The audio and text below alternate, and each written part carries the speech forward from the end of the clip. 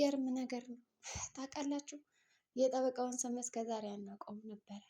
እናማ ዛሬ እንግዲህ ከምሳሌ ድራማ መካከል አሁን እናም እላችኋለሁ ስሙ እንግዲህ መካሻ ነው። መካሻ እኔ ትክክለኛ ይሆናል ብዬ አስባለሁ። ምክንያቱም የሚገርማችሁ እስካሁን ጠበቃው እያልን ነበር የምንጠራው። ዛሬ ግን መካሻ እንደሆነ እንግዲህ ስሙ ተገንዘበናል ማለት ነው። የሚገርም ነው፣ ያስቃችኋል።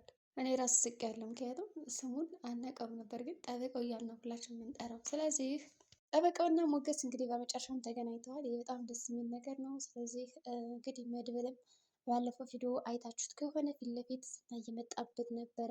እኔ ራሱ ተገርም የነበረ ዝና እንዴት እዛ ቦታ ሊገኝ የቻለ መድብል በሚሄድበት መንገድ እንዴት መጣ ብዬ ነበረ።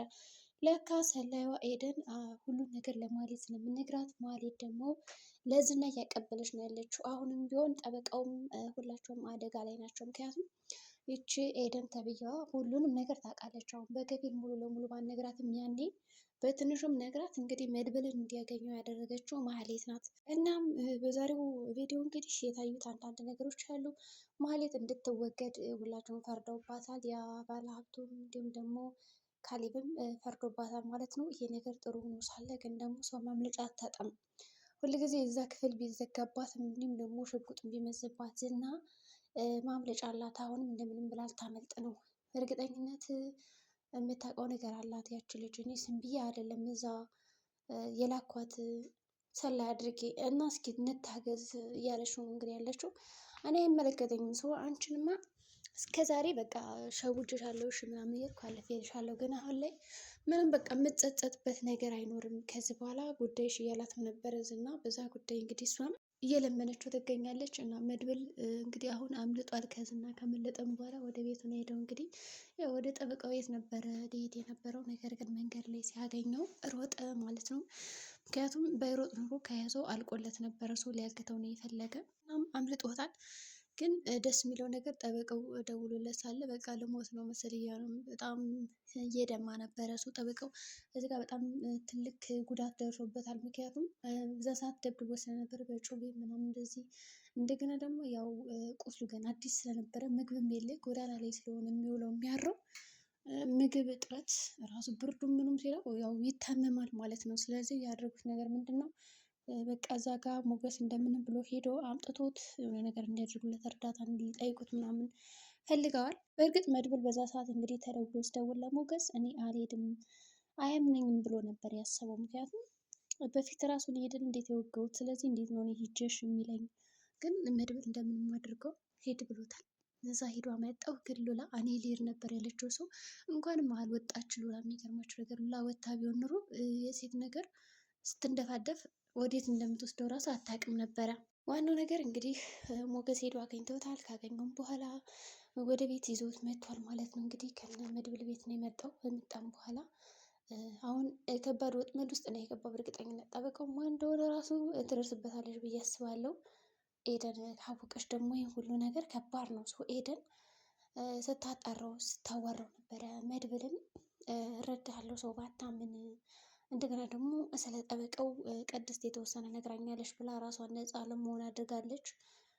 ወሬውን እየተደበቀች ሳይሆን የምትሰማ ከቅድስት እያንዳንዱ ነገር እንደምትነግራት እና እንደሚጨዋወቱ አድርጋ ነገረችው። ሰው መድብልን በዚህ ሁኔታ፣ ስለዚህ የኛን ሚስጥር ለአንቺ እያካፈለች ነው አይደል ብሎ ይጠረጥራታል።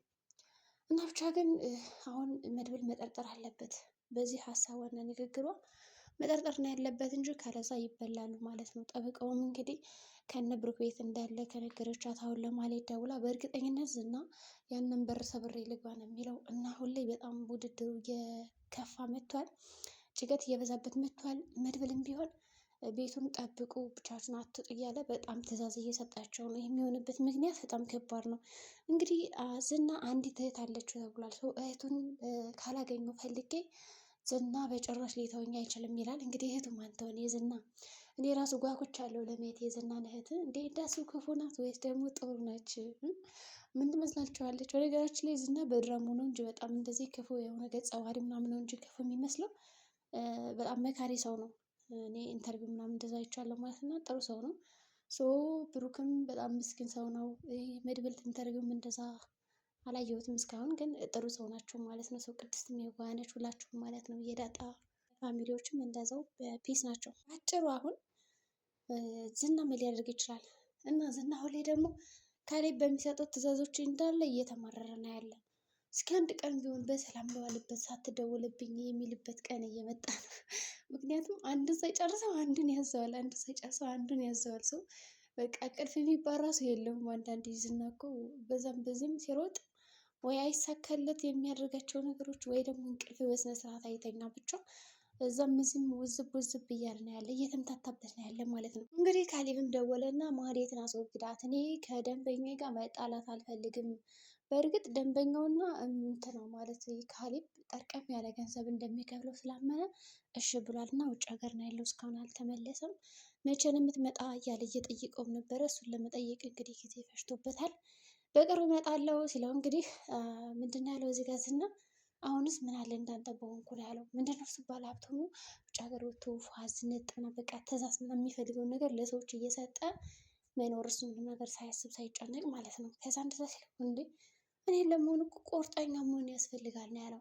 እና ቆራጥ አይደለም እያልክ ነው ብሎ እሱም እንግዲህ ተናዶ ዝም ይላል ማለት ነው። ሰው ስልኩንም ዘግቶት ወዲያውኑ ማህሌት እንዲያግቷት ይነግራቸዋል። ከዛ እነሱም እንግዲህ ሰዎቹ ሄደው ያግቷታል። ካገቷትም በኋላ እየተርበተበተች ነው። እና የሚያሳዝነው ነገር የኤደንን ትልቅዬ ሚስጥር ይዛባታለች። እሱ ምንድን ነው በጣም ህፃን ልጅ እንዳለቻት፣ ከዛ በተጨማሪ ደግሞ ይቺ ህፃን ልጅ አሁን ላይ ከእናቷ ጋር እንደምትኖር እና እዛ ቤት ሰላይ አድርጋ ብትልካትም አልሰራም ብላ የምታወጣ ወይም ደግሞ የምታፈነግጥ ከሆነ የራስሽ ጉዳይ፣ ምክንያቱም በልጇ ታስፈራራታለች። እና አሁን በልጇ ካስፈራራቻት ኤደንን በእርግጠኝነት ኤደን እዛ ቤት የሚካሄደውን እያንዳንዱ ነገር ለእሱ ደውላ መናገር አይቀርም። ጠበቃውም ከነብሩክ ቤት እንዳለ አጠቃላይ የሚያቅዱት ስራዎች ምናምን ሁሉን ነገር በቃ ተነግራቸዋለች ማለት ነው። ስለዚህ ሀሳባቸው ሊበላሽ ይችላል። ምን የሚሆን ይመስላችኋል? ኤደን ስለ ጠበቃው እዛ ቤት መኖር ደውላ ትናገር ይሆን? ለነገሩ በልጇ ካስገድዷት በእርግጠኝነት ትናገራለች ብዬ አስባለሁ። ምክንያቱም እናት ስትሆኑ ለልጃችሁ ስትሉ የምታደርጉት ነገር በጣም ብዙ ስለሆነ። ግን ኤደን እንደዚህ ከማድረጓ ለመድብል ሁሉንም ነገር አስረድታ በነፃነት ብትኖር በጣም አሪፍ ነበር። በዛ ላይ እወደዋለሁ አፈቅራለሁ እያለች አይደለ? ሰው ትንሽ ስሜት አላት ማለት ነው፣ የመውደድ። ከዛም እንግዲህ ማድረግ ያለባት ነገር ብዬ የማስበው እውነቱን መናገር ነው ለመድብል። ሰው የቤት ሰራተኛ እንዳልሆነች፣ ከዛ በተጨማሪ ደግሞ ማህሌት እንደላከቻት እናም ልጅ እንዳለቻት፣ አሁን ላይ ደግሞ በልጇ እያስፈራራች ብዙ ነገሮችን ለማሰራት የምትሞክር እንደሆነ፣ ይህንን ነገር ደግሞ አላደርግም አልቀበልም ስትላት እምቢ ብላ እንዳስገድቻት እና ያለ ፍላጎቷ እንድትሰራ ስላደረገቻት ይህንን ነገር ማወቅ አለባት ብዬ አስባለሁ። መናገር አለባት ይህንን ነገር፣ ያለዛ ከባድ ነው የሚሆንባት። በመጨረሻም እንግዲህ ምን ሊሆን ይችላል? ምሳሌ ድራማ ተከታታዮች ማለት ነው፣ ዝና ያውቅ ይሆን ከቤት እንዳለ? ሞገስ በሰላም ይወጣል ከዛ ቤትና ወደ ሉላ ይሄዳል? የእናንተ ሀሳብ ምን ይመስላችኋል?